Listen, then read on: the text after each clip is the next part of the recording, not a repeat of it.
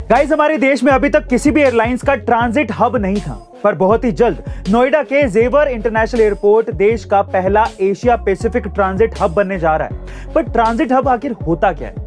Transit hub में समझौता करने वाली एयरलाइंस दूसरी एयरलाइंस को अपने साथ जोड़ती है। हब बनने के बाद उसकी सभी फ्लाइट यहां से होकर गुजरेंगी।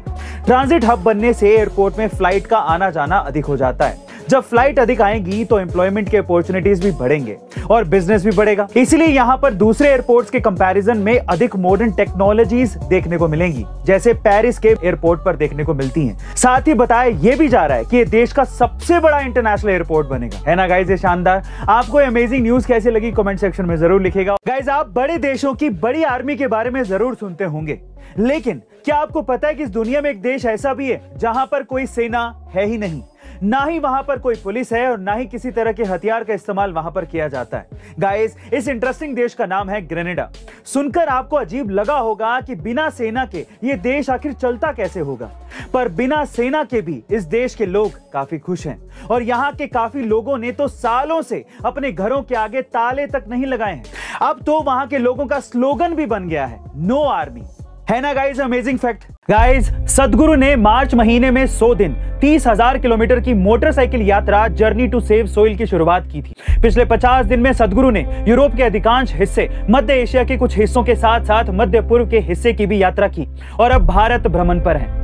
दरअसल 52% कृषि योग्य भूमि पहले से ही खराब हो चुकी है, इसीलिए सेव सोइल मुहिम बहुत जरूरी है। और सदगुरु को अपनी यात्रा के दौरान प्रत्येक देश के राजनेताओं, मिट्टी के विशेषज्ञों और नागरिकों का सपोर्ट मिला है। उनके इस मुहिम में हर जाति, धर्म, देश विदेश के लोगों ने साथ दिया है।